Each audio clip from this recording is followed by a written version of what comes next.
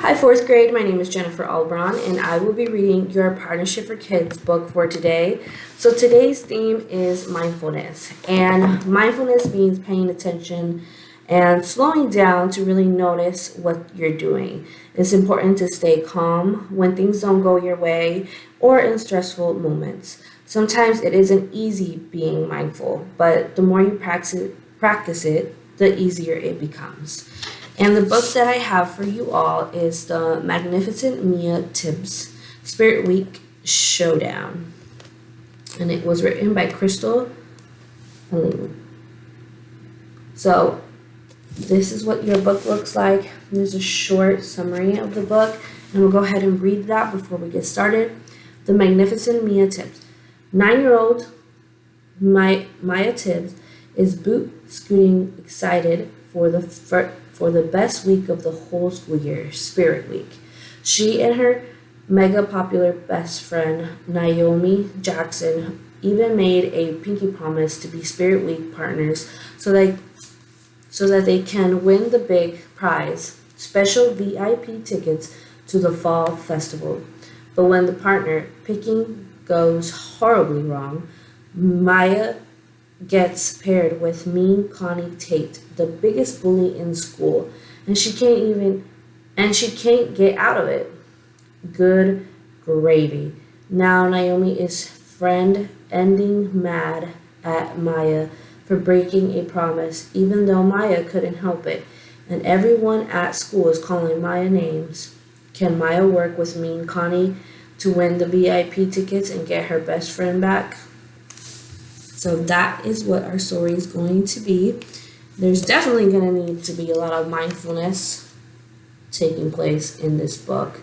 There seems to be some illustrations throughout the book. So whenever those illustrations pop up, I will go ahead and show you. So on page 1, there is a small illustration, and it looks like cowboys.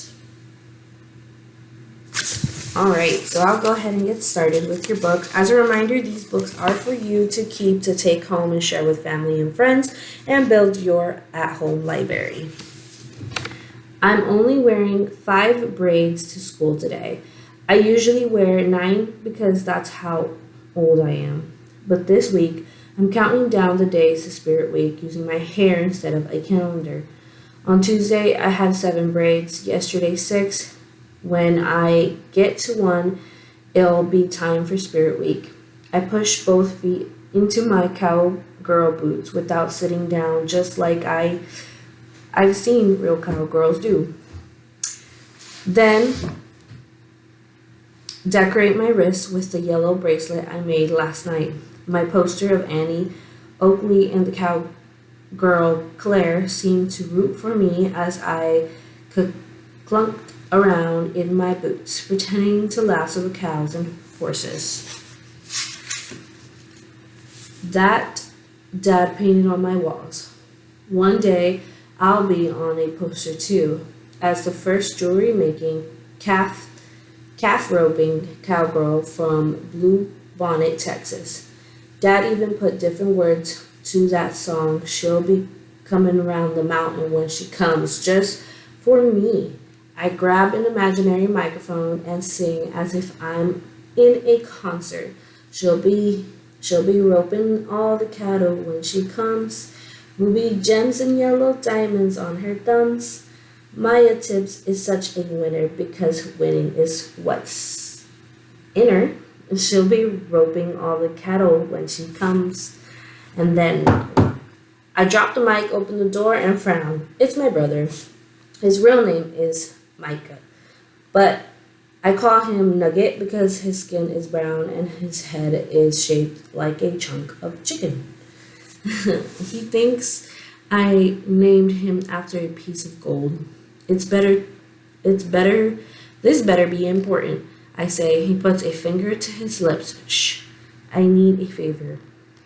He got a copy of the Blue Bonnet Tribune stuck between his armpit and his ribs. I think he's the only 5th grader on the planet who reads the paper before breakfast. I have a meeting at the park this morning with Solo Grub. It's about Spirit Week. I roll my eyes. So, what's the favor? Shh, he says again. His face has worry on it. So I lose my frown and listen as he whispers like we're in church. I can't walk you all the way to school today. Don't tell or I'll get grounded, okay? I think about the time I tried to swing across the dining room table on the ceiling fan and pulled it clean out of the ceiling. We were out of glue, so Nugget used toothpaste to put it back up. But it fell down in the middle of dinner and smashed Mom's meatloaf. He took the blame. I won't tell, I say. He grins and then gives me a little shove on the shoulder. That's his way of saying thanks. I shove him back. That's how I say you're welcome. He hands me the newspaper. Looks like Naomi Jackson won the pageant last night. She looks beautiful. To think my best friend is Junior Miss Lone Star. Nugget snatches the paper back. Come on, enough staring at her picture. I smell pancakes. Last one to the table eats Mom's sandwich, he says, racing me downstairs. Ugh, that's gross, I say, running as fast as I can to be him. Mom's got a thing for the color red, and it shows all over our kitchen. We've got red pots, red dishcloths, a red stove, and a red refrigerator. She even shuffles around in red house slippers shaped like cowgirl boots. Nugget and I bought them for her when she stopped wearing real ones. I guess it's hard to clunk when you're going to burp out a baby in a month. Nugget bows. Greetings and salutations, my lady. Mom curtsies. Good morning, Sir Nugget, she says, eating a peanut butter and onion sandwich. Since she's been pregnant, Mom wants onions on everything. I give her a hug. How are you feeling? She rubs her belly. Oh, Maya, the baby kicked all night, and I'm so hungry all the time. I cover my nose. You know, onions are really evil unicorn eyeballs. If you don't stop eating them, our new baby might grow a horn in the middle of her forehead. Mom's eyebrows raise. That sounds like a taradiddle to me. We both grin. Taradiddles are what cowgirls call good traveling stories. They're different from lies or fibs because taradiddles aren't meant to hurt anybody. The real reason I want Mom to stop eating those nasty sandwiches is because it makes her breath smell like the big green dumpster at our school. But I would never say that to her face. Dad walks by with a cup of coffee and pulls out his chair. Morning, everybody. Nugget, I need you and Maya to help out at the store on Saturday. Before we leave, we'll have to load Buttercup onto the back of the truck. Buttercup is a mechanical bull that Dad keeps in the backyard until he needs it at the store for things like sales or concert promotions. Nugget stabs a piece of pancake. But tomorrow we'll find out who our Spirit Week partners are going to be. I've got plans for the whole weekend. See, there's this guy, Solo. Dad gives Nugget the look. The one that means, what part of I need you at the store did you not understand? My brother's eyes drop to his plate of pancakes. What's going on at the store, Dad? Are we getting a bunch of new stuff, I ask. Dad owns Tibbs Farm and Ranch Store on Main Street. His great-great-grandfather started the store. It kept getting handed down, and now it belongs to Dad. I thought hand-me-downs only happened with clothes and boots. Dad nods. Bronco Bucks Willis canceled for the Fall Festival Rodeo. Now I've got to send back all of the Bronco Buck items I special ordered. Sure hope I can get a refund. Mom shuffles over, pours Dad more coffee, and kisses him on the cheek. I drop my fork and frown. This is no time for kissing. Buck cancel on us? That's on. And he's not even that good. You should have gotten cowgirl Claire. She's the best calf roper on the planet, and she'd never back out on a promise. Dad shrugs. The festival committee is trying to find somebody to replace him. I hope whoever they get is awesome because I'm going to win VIP tickets to the fall festival and I don't want to waste front row seats on a terrible roper, I say. Dad chuckles. Where on earth can you win those? I run around to Dad and hold his face with both my hands and I look him in the eyes. Listen to this, Dad. You're not going to believe it. Principal Winky is giving away VIP tickets to the best Spirit Week partners in each grade. I'm talking free food, front row tickets to the shows, but best of all, you get to be first in line for all the rides. I let go of his face. Dad's eyebrows rise. Holy moly, so it's like a contest. Winners get VIP tickets? You got it, says Nugget, giving Dad 2 thumbs up. I grab my backpack and winning is exactly what I plan to do. See you guys later. On our way to school, I show Nugget my bracelet. What do you think? He glances at my wrist. The composition is impressive. Thanks, I say, even though I have no idea what composition means. 2 boys dash by on bikes. They're both in Nugget's class.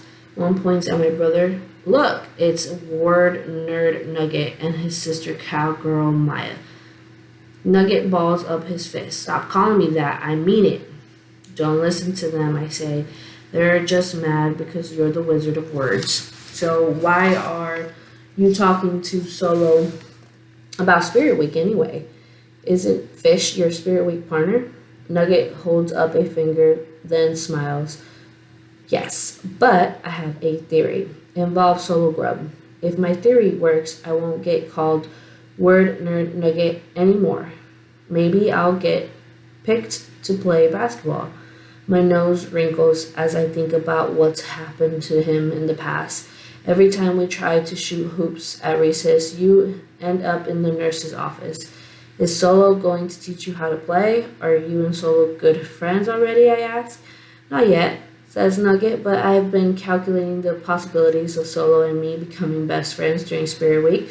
The odds are significantly high. I'm factoring in. I snap at him. Best friend? No way. Solo Grub is rude and thinks he's the coolest guy on the planet.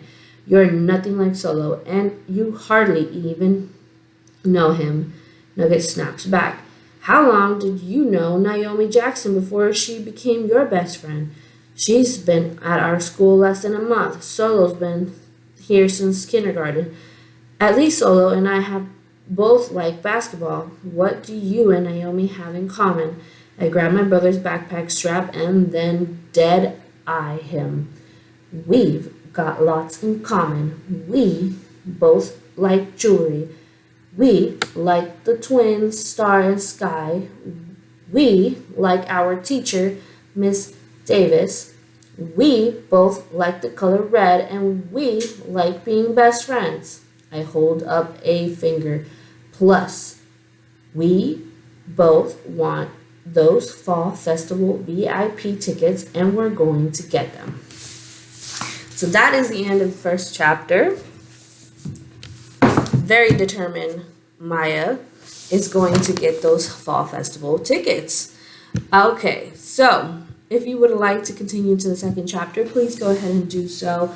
But if not, teachers, please have the students share what their thoughts are about the first chapter. Also, share with the students one thing that you do to kind of help you stay calm in stressful situations. Maybe like Maya. Maya is not completely worried. She's confident that she's going to win these tickets, but it may be a little bit more trickier based on what we've read from the back to get those tickets. So what would you do in a stressful situation? And please share that with your students. Go ahead and have the students share, and what they would do to kind of keep themselves calm during a situation like that as well.